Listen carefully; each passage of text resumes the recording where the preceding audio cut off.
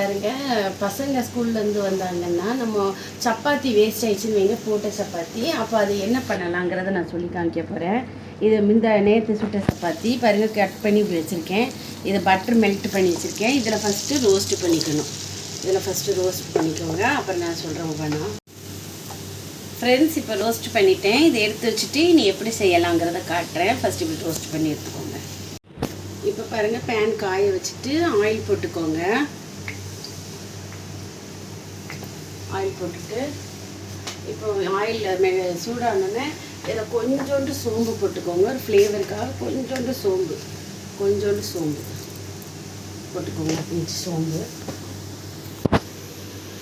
இது பொரியட்டும். இதுக்கு தேவையான பொருள் பார்த்துக்கோங்க.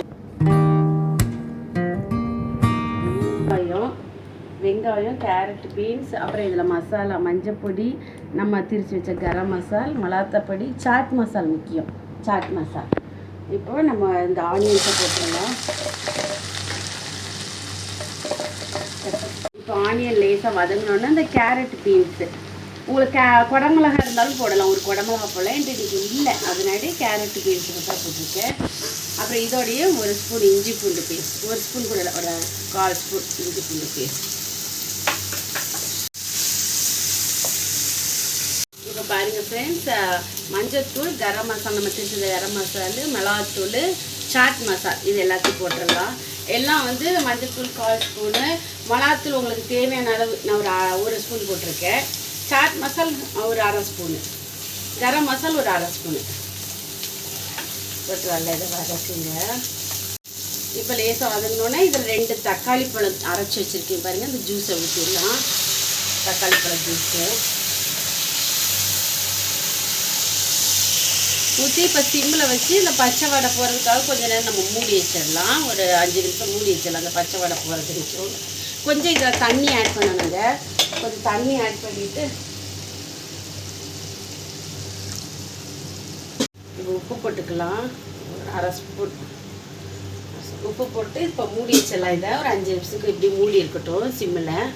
பாருங்க, இப்போ நல்லா மேலே எண்ணெய் மிதந்து வருது. இந்த ஸ்டேஜில் இந்த வதக்கி வச்ச சப்பாத்தி நல்லா வதக்கியிருக்கணும். அப்போ தான் நல்லாயிருக்கும். வதக்காமல் போட்டுடாதீங்க. பட்டரில் வதக்கின சப்பாத்தியை போட்டுக்கோங்க. இது கொஞ்சம் லிக்விடாக இருந்தால் தான் இந்த தண்ணியாக இருக்கணும். இந்த இது வதக்குனது இல்லாட்டி நல்லா இருக்காது. இப்போ பாருங்கள், நான் இன்னும் கொஞ்சம் சால்ட் லைட்டாக ஆட் பண்ணிக்கிறேன். ஆட் பண்ணிட்டு இதை நல்லா இப்படி வதக்கிக்கோங்க. இதை பாருங்கள், கேரட் பீன்ஸ்லாம் ரொம்ப வேகணும்னு இல்லை, அப்போ கொஞ்சம் க்ரன்ச்சியாக இருந்தாலும் நல்லா தான் இருக்கும். பாருங்க, அப்படி போட்டு இதில் கொத்தமல்லி இலை தூவி வைங்க. இப்போ ஒரே ஒரு ஸ்பூன் பாருங்கள் நெய் விட்டுக்கலாம். இதில் ஒரு ஸ்பூனு 2 ஸ்பூனு நெய் விட்டுக்கலாம். அப்போ டேஸ்ட்டாக இருக்கும். அவ்வளோதாங்க, முடிஞ்சிச்சு. ஹாய் ஃப்ரெண்ட்ஸ், இது பாருங்கள், இப்போ வந்து இது முடிஞ்சிருச்சு. இது மாதிரி ஈவினிங் வேஸ்ட்டான சப்பாத்தியை எதுவும் தூர போடாதீங்க. இந்த மாதிரி செஞ்சு கொடுங்க. 2 நாள் ஆனாலும் ஃப்ரிட்ஜில் எடுத்து வச்சுட்டு இப்படி செய்யுங்க. ரொம்ப டேஸ்ட்டாக இருக்கும். கண்டிப்பாக செஞ்சு பாருங்கள் ஃப்ரெண்ட்ஸ். எப்படி இருக்குன்னு சொல்லுங்கள். சப்ஸ்கிரைப் பண்ணுங்கள், லைக் பண்ணுங்கள். Bye friends.